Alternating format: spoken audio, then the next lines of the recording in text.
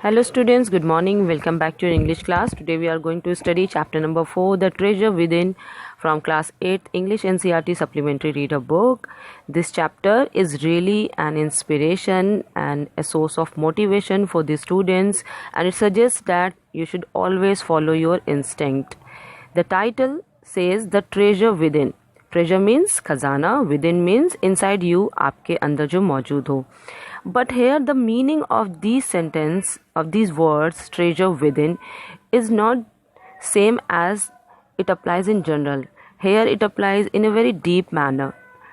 Treasure within here means your actual desires, जो आप actual में चाहते हो, आपके अंदर जो आपको naturally gifted है, वो talent आपको अपना हुनर पहचानना, which is why the word has been used as the treasure within.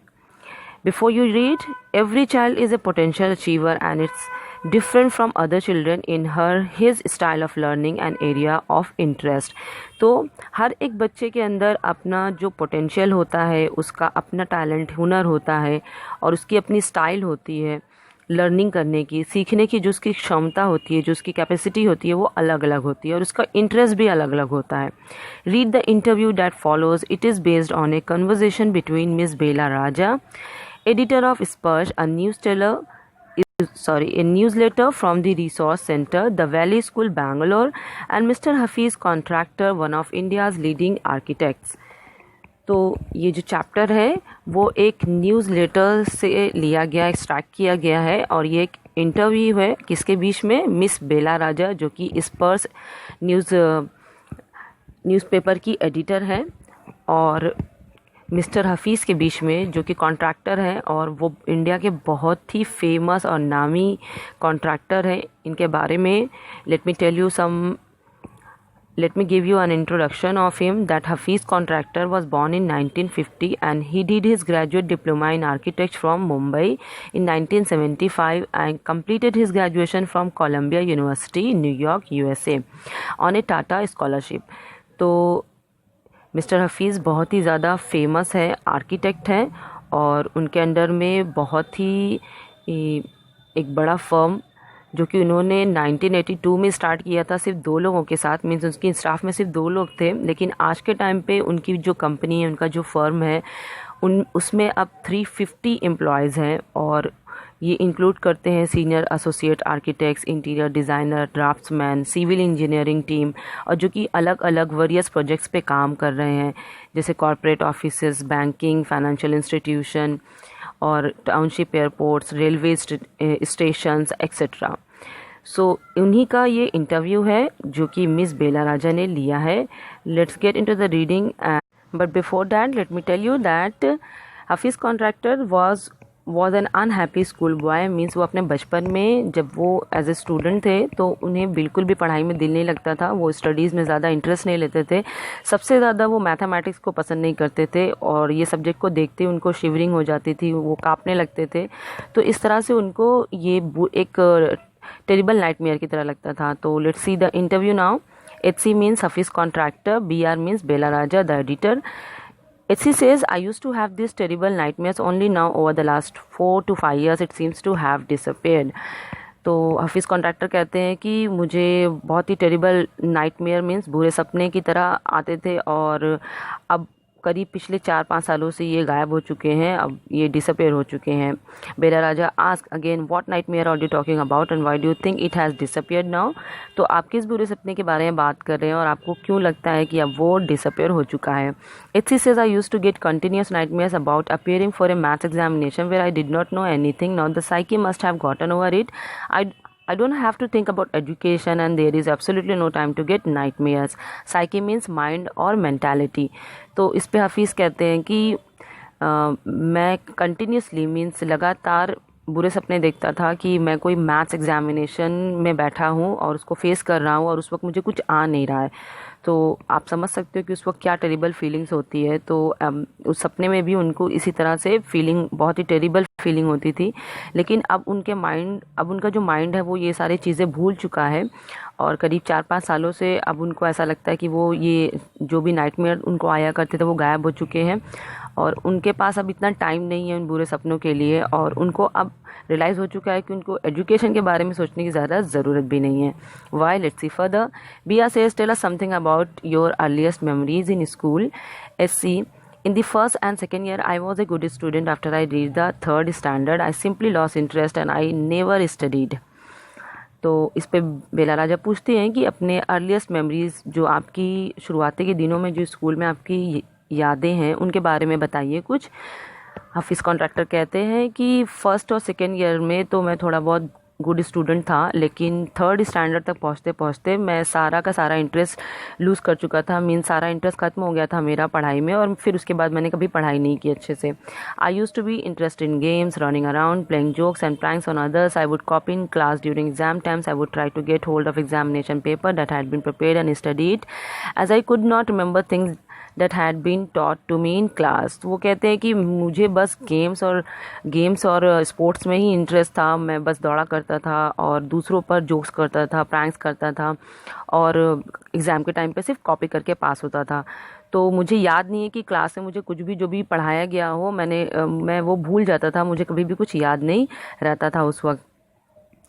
However, later one sentence spoken to me by my principal changed my life. लेकिन उनकी लाइफ में एक इंसिडेंट हुआ कि एक टाइम पे एक बार उनके प्रिंसिपल ने उनको एक एडवाइस दी और कुछ कहा उनसे, जिससे उनकी जो लाइफ थी वो चेंज हो गई. When I approached my 11th standard, the principal called me and said, "Look here, son, I have been seeing you from day one. You are a good student, but you never studied. I have taken care of you till today. Now I can no longer take care of you, so you do it yourself."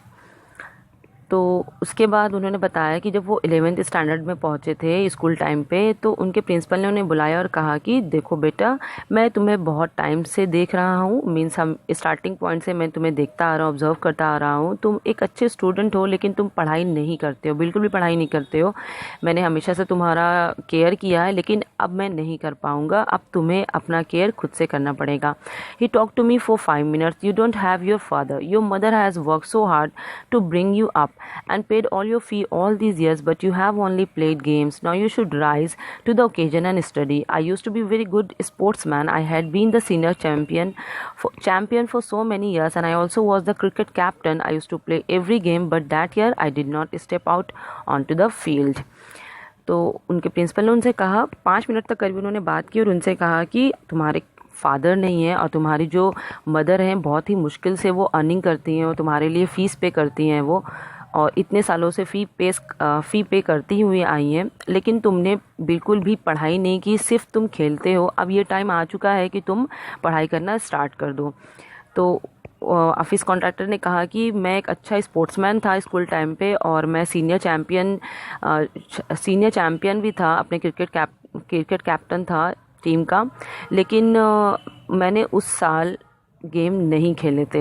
हर साल तो वो खेला करते थे, लेकिन जिस year उनके principal ने उनको ये बात समझाई थी, उनको रियलाइज़ करवाया था कि उनकी ये रिस्पॉन्सिबिलिटी बनती है कि वो खुद से अब पढ़ना स्टार्ट करे, तो उस साल उन्होंने फील्ड पे नहीं उतरा था. I would go for prayers and all I would do was eat and study. I normally used to copy and pass, but I realized that once I was in SSC, I could not do that. तो ज़्यादातर से वो क्या करते थे, उस साल उन्होंने क्या किया कि वो प्रेयर करने जाते थे और उसके बाद वो खाना खा के स्टडी करने के लिए बैठते थे. लेकिन बचपन से लेकर आज तक उन्होंने बिल्कुल भी पढ़ाई नहीं की थी और हमेशा कॉपी करके एग्ज़ाम में पास होते थे. लेकिन जब वो एसएससी बोर्ड फेस करने वाले थे, तब उनको रियलाइज़ हुआ कि अब मैं कॉपी करके पास नहीं हो सकता. When I got a second class 50% in my SSC, my principal said, son consider yourself as having got a distinction. This is my memory of my school days. तो जब उन्होंने बोर्ड फेस किया और उन्हें सिर्फ 50% आया SSC exam में, तो उनके प्रिंसिपल ने कहा कि बेटा, तुम अपने आप को ये समझो कि तुम डिस्टिंक्शन से पास हुए हो और ये बड़ी बात होनी चाहिए तुम्हारे लिए. तो यही उनकी एक स्कूल मेमोरी है कि वो स्कूल टाइम पे बिल्कुल भी एक अच्छे स्टूडेंट नहीं थे और एसएससी की टाइम पे ही उन्होंने कुछ थोड़ा बहुत पढ़ा था, वरना वो कभी पढ़ते नहीं थे स्कूल टाइम पे.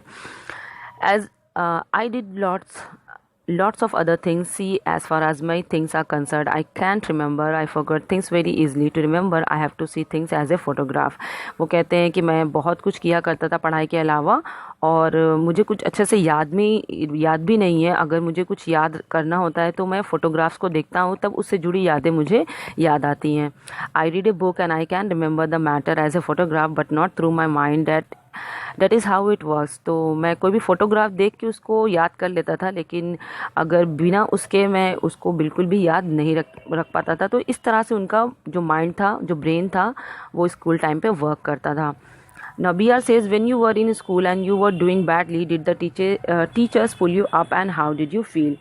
तो बेला राजा उनसे पूछती हैं कि जब तुम स्कूल में थे, आप स्कूल में जब थे तो आप क्योंकि पढ़ाई नहीं करते थे, जो जब टीचर आपको डांटती थी, सज़ा देती थी, पनिशमेंट देती थी, तो आपको कैसा फील होता था? I never felt anything on being pulled up. I used to be interested in playing. I would receive a caning every week. Caning means punishment. तो वो कहते हैं कि मुझे इससे कोई फ़र्क नहीं पड़ता था, कि मुझे मेरे लिए ये रोज़ की बात थी. बस हाथ फैलाओ, उस पर छड़ी मिल जाती थी, मीन्स आपको पनिशमेंट मिल जाती थी. उसके बाद वो उसके बारे में भूल जाते थे. तो ये तो उनके लिए एक यूजुअल रूटीन था स्कूल टाइम पे, कि उस टीचर उनको डांटती थी, पनिश करती थी, और फिर वो भूल जाते थे और फिर वो खेलने चले जाते थे. When you knew that you had incurred the wrath of your teacher by not doing your homework or by behaving badly, when you knew you would get a caning, what was the state of your mind? Wrath means anger, गुस्सा. तो वो पूछती हैं कि जब आपको पता था, जब आप ये बात जानते थे कि आपने क्योंकि होमवर्क नहीं किया है और टीचर्स के साथ बहुत ही बैडली बिहेव किया है, तो इस पर आपको सज़ा मिलेगी, तो आपको क्या, आपके माइंड का जो स्टेट था वो क्या होता था, आपकी सोच क्या होती थी उस वक्त? State of mind, just lift up the hand and they would cane you. I would hurt badly and then I would have to forget about it because I would want to go and play.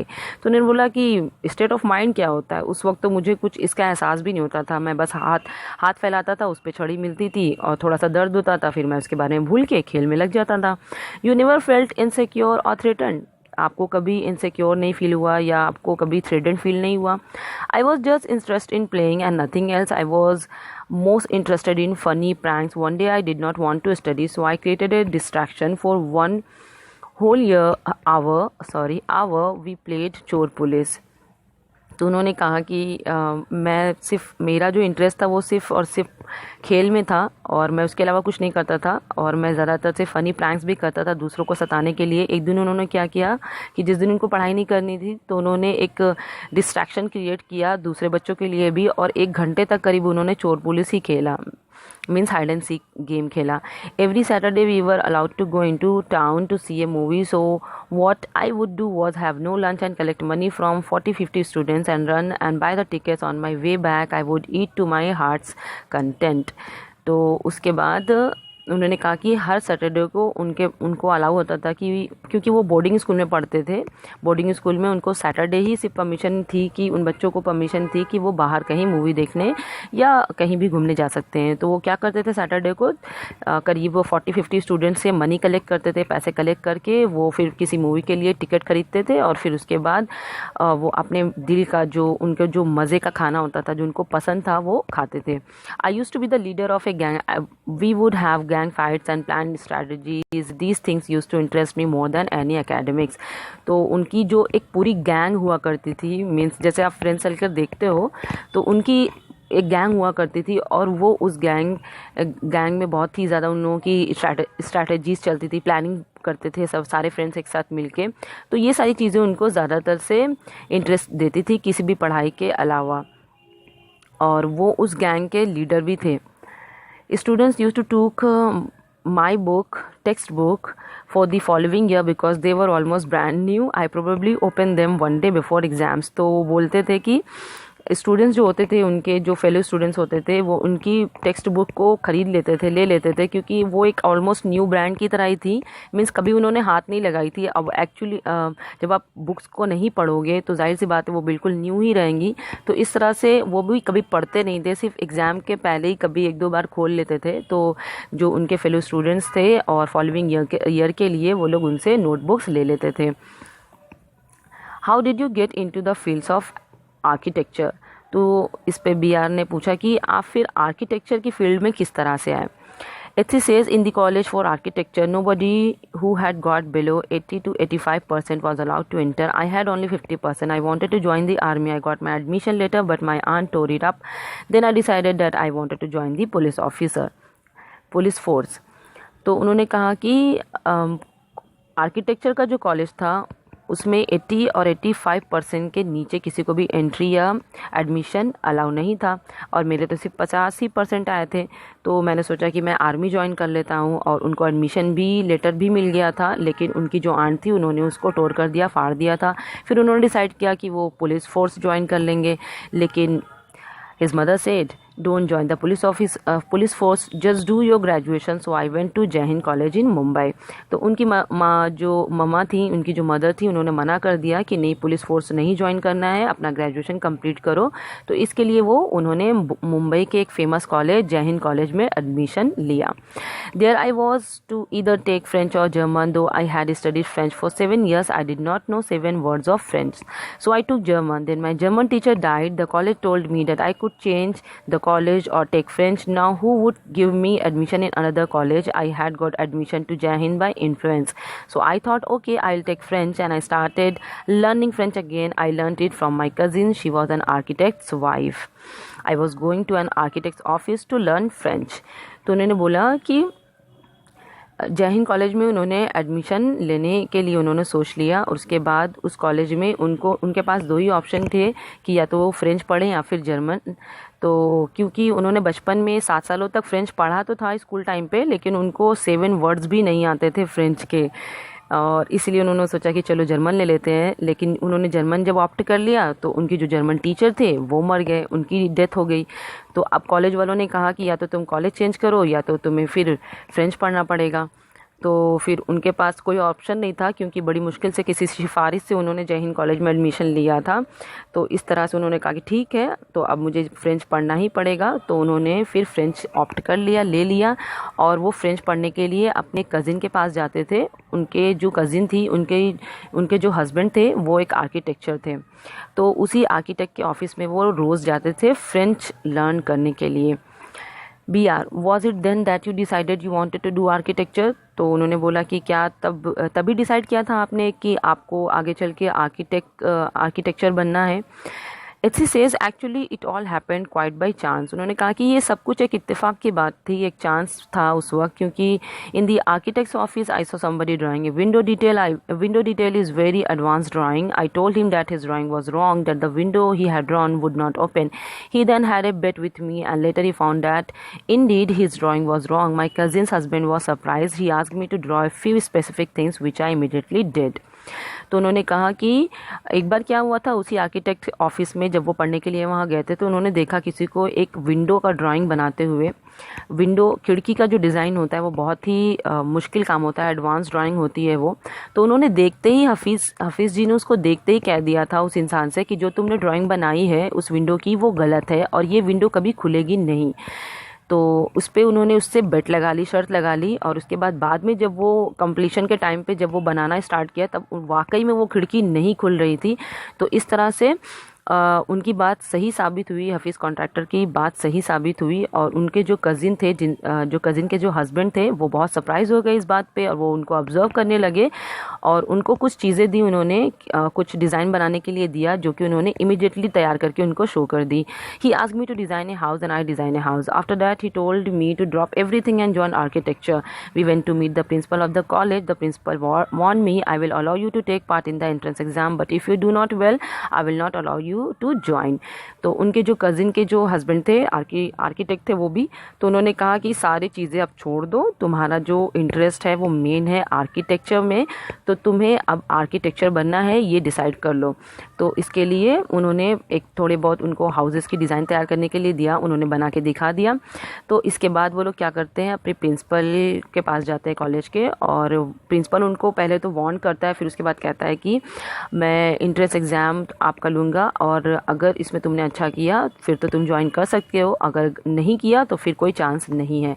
And I got an A+ in the entrance exam and from that day it was a cake walk. Cake walk means बहुत ही आसान तरीके से कोई चीज़ होना। फिर तो उन्होंने कहा कि एंट्रेंस एग्ज़ाम में उन्हें A+ मिला, विच मीन्स कि उन्होंने बहुत ही अच्छे से किया, वो एंट्रेंस एग्ज़ाम क्लियर कर लिया और उसके बाद से उनके लिए सारी चीज़ें एक नॉर्मल हो गई, बिल्कुल केक वॉक की तरह ईजी हो गई.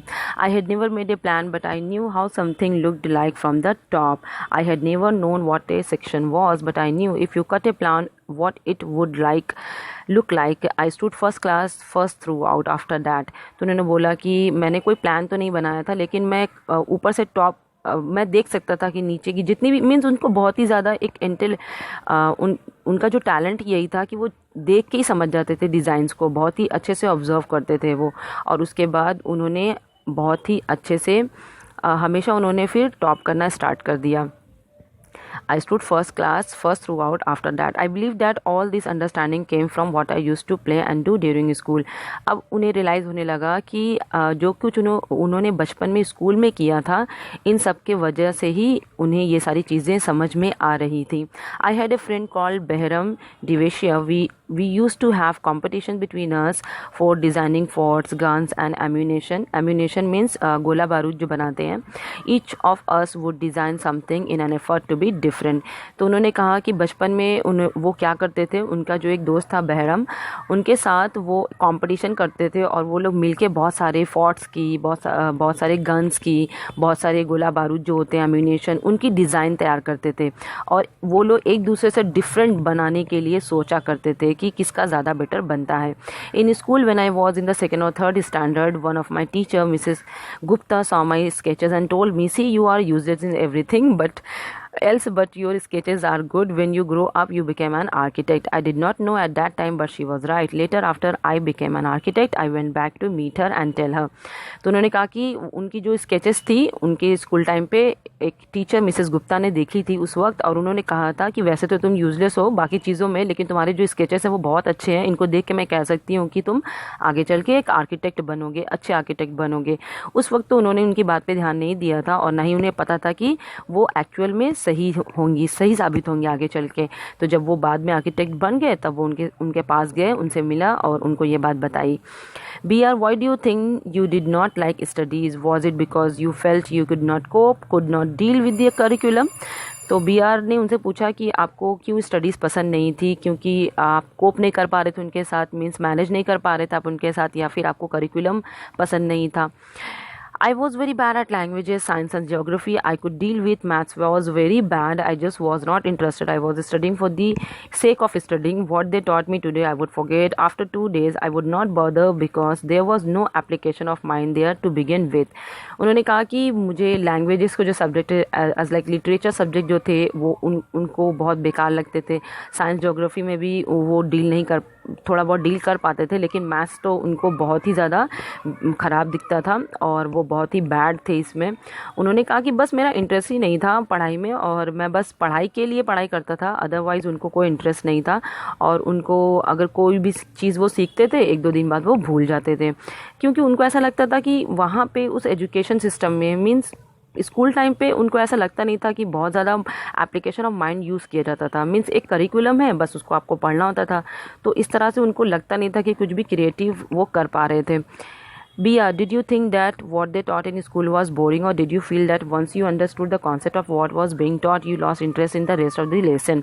तो उन्होंने पूछा कि क्या तुम्हें ऐसा लगता था कि जो भी स्कूल में पढ़ाया जा रहा था वो बहुत बोरिंग था, और अगर तुम्हें कोई कॉन्सेप्ट एक बार समझ में आ जाए उसके बाद वो बेकार लगता था आपको, मीन्स आप इंटरेस्ट लूज़ कर जाते थे उस लेसन से. She says living in a boarding school is difficult. We were just living from day to day. Nowadays there are so many tests. Back then whenever we had tests we used to just copy. The teacher thought that we had done our work. तो उन्होंने कहा कि boarding school की जो life होती है वो बहुत डिफ़िकल्ट होती है और हमें day to day same routine follow करना होता है. लेकिन आजकल के टाइम पे तो बहुत सारे टेस्ट कराए जाते हैं, लेकिन उस वक्त जब भी टेस्ट होते थे उनके तो कॉपी पे होते थे और वो सिर्फ कॉपी करते थे, मीन्स नकल करके वो किसी तरह पास होते थे और उनके टीचर को ऐसा लगता था कि उन्होंने अपना काम किया है अच्छे से. BR, there is contention that giftedness and learning disabilities go hand in hand. Do you think this applies to you? HC, well, take some students from my class. Those who always stood first or second are today doing very ordinary jobs.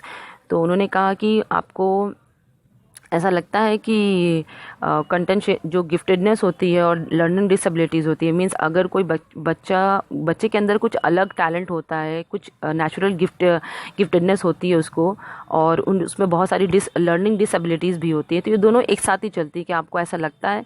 तो उन्होंने बोला कि इस चीज़ पे मैं क्या बताऊँ, अगर आपको मेरे क्लास से ही कुछ स्टूडेंट्स के एग्जाम्पल्स ले लो कि जो लोग हमेशा फर्स्ट आते थे, सेकेंड आते थे, आज उनकी बहुत ही ऑर्डिनरी जॉब्स वो कर रहे हैं। I have come across this situation in so many different places where people tell me that their class toppers are doing very ordinary today. In school, I think living our lives there made us street smart. I have learned more by doing what I did on my own than what academics would have taught me. तो उन्होंने कहा कि school time पे मैं इन चीज़ों से बहुत ही ज़्यादा डिफरेंट सिचुएशन से गुजर के आया हूँ, और जहाँ पे मुझे पता चला है कि जो क्लास टॉपर्स थे, जो फर्स्ट आते थे, वो अब बहुत ही ज़्यादा ऑर्डिनरी जॉब कर रहे हैं आज के टाइम पे। तो स्कूल टाइम पे क्या होता है, क्या हुआ कि वो लोगों ने हमें स्ट्रीट स्मार्ट बनाया। मीन्स स्ट्रीट स्मार्ट मीन्स जो खुद से ही आप स्मार्ट बनते हो, कुछ क्रिएटिव करके, कुछ खुद से करके। तो इस तरह से उन्होंने कहा कि मैंने जो कुछ भी किया तो मैंने खुद से ही किया और खुद से ही लर्न किया, और मुझे वो नहीं याद होता था जो कि एकेडमिक्स में या फिर टीचर जो समझाती थी मुझे। तो इस तरह से उन्होंने अपने बारे में बताया। Bia, that is because the personality and skills were there. You were able to find expression in a manner you were comfortable with, and you defied every rule so that nobody would stop you from doing what you needed to do. तो उन्होंने कहा कि क्योंकि आपकी personality और skills वहाँ ऐसी ही थी, और आपने इसको एक एक्सप्रेशन अपना मैनर में इसको एक्सप्रेस करने के लिए सोचा, और उसके साथ आप जिस भी चीज़ के साथ कंफर्टेबल थे उन्होंने वही आपने किया। आपने सारे रूल्स को तोड़े ताकि आपको कोई कुछ करने से रोक ना सके। HC says, I was more interested in other things. If, for example, while in class, I started draining water within the dam and how much of water the dam would be able to hold, that was my interest for the day. तो उन्होंने कहा कि मुझे दूसरी चीज़ों में ज़्यादा interest था, जैसे कि मान लीजिए कि क्लास के बाहर मैं हमेशा देखा करता था, और एक टाइम पे बारिश हो रही थी उस वक्त, तो मेरे दिमाग में ये सारी चीज़ें चल रही थी कि किस तरह से मैं इन बारिश के पानी को रोकूं और वाटर के फ्लो को रोकूं। मैं इसके लिए एक डैम बिल्ड करूँगा, और इस बांध में किस तरह से कितना पानी रोका जा सकता है, इसके बारे में मुझे दिमाग में ये सारी चीज़ें चलती रहती थी। तो इस तरह से मेरा जो इंटरेस्ट था उस दिन का, वो उस चीज़ पे था कि इस बारिश के पानी को जो रोकने के लिए मैं एक बांध बनाऊं, एक डैम बनाऊं, और उसको कितना पानी वो स्टोर कर पाएगा, वहाँ पे किस तरह से रोक सकता है। तो ये सारी चीज़ें उनके माइंड में चलती रहती थी। When students lost a button while playing for fighting, they would come running to me and I would cut a button for them for chalk using a blade. Discipline in the school was very important and no student could afford to have a button missing. The students would get past dinners with a full neat uniform and after that it did not matter.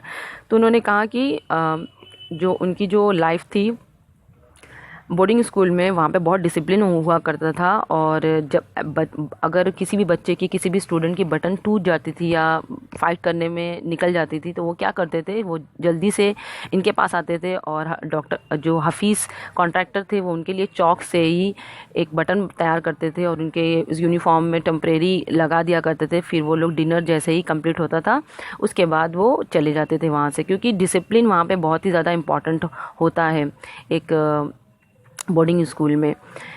Coming to the present, how do you decide as to what kind of structure you want to give a client? तो उन्होंने बोला कि ठीक है, अब आज के time पे बात करते हैं। एडिटर ने बोला कि आप किस तरह से अपने क्लाइंट को किसी भी स्ट्रक्चर के लिए डिसाइड करते हो कि ये बनाना चाहिए उनके लिए।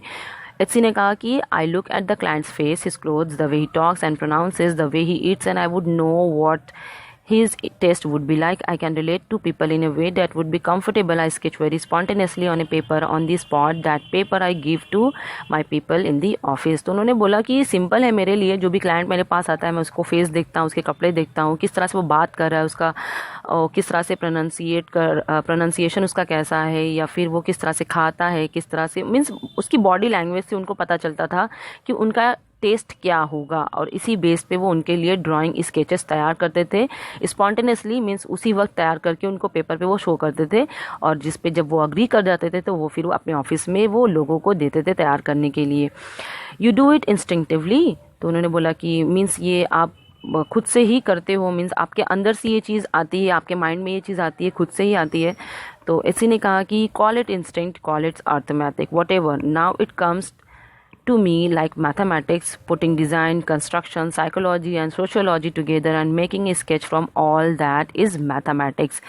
तो हफीज़ कॉन्ट्रैक्टर ने कहा कि चाहे तुम इसे इंस्टिंक्ट कह लो, मीन्स जो चीज़ नेचुरली आती है आपके अंदर से बिना किसी रीज़न, बिना किसी ट्रेनिंग के, या फिर ये आप इसको अर्थमेटिक भी कह सकते हो, लेकिन अब ये मेरे लिए एक इस तरह से बन चुका है कि एक नया, मैंने मैथमेटिक्स का एक नया डिफिनेशन तैयार कर लिया कि किस तरह से कंस्ट्रक्शन वर्क, किस तरह से साइकोलॉजी, किस तरह से सोशोलॉजी, मीन्स हर चीज़ को मिला के मैं एक स्केच तैयार करता हूँ। तो इस तरह से हफीज़ जी ने अपने रियल इंस्टिंक्ट को पहचाना, अपने रियल टैलेंट को पहचाना, उनका जो रियल इंटरेस्ट है किसी चीज़ में उसको पहचाना, उसको परसीव किया अपने करियर में, और एक सक्सेसफुल आर्किटेक्ट बन गए। वो इंडिया के वो बहुत ही फेमस और जाने माने आर्किटेक्ट हैं इस वक्त। तो इसी तरह से we can say that here we almost come to a full circle where Mr. Contractor has derived his own interpretation of mathematics, taking it from a subject he hated to a subject he now loves dealing with. तो अब हमने देखा उनके interview के बाद से हम ये कह सकते हैं कि हफीज़ जी ने अपना जो इंटरप्रिटेशन है मैथमेटिक्स का वो अपने तरीके से बना लिया, अपने तरीके से उसको डिफ़ाइन किया, और उस जो सब्जेक्ट उन्हें बहुत ही ज़्यादा बुरा लगता था, जिससे वो हेट करते थे अपने बचपन में, आज उसी सब्जेक्ट को वो बहुत ही लविंगली डील करते हैं उसके साथ और अपने तरीके से डील करते हैं। तो इसी तरह से हम सबको भी हमेशा अपने रियल इंस्टिंक्ट को फॉलो करना चाहिए। स्टूडेंट्स को अपने टैलेंट को, अपने इंटरेस्ट को पहचानना चाहिए कि उनका रियल इंटरेस्ट किस चीज़ में है, और उस पे ज़ोर देना चाहिए, उसको उस पे फोकस करना चाहिए और उसी में अपना करियर बनाना चाहिए। I hope you have understood the chapter and got so many inspiration also. बहुत सारी इंस्पिरेशन मिली होगी आपको इनसे, and I wish you all the best for your future. I will see you next class. Thank you.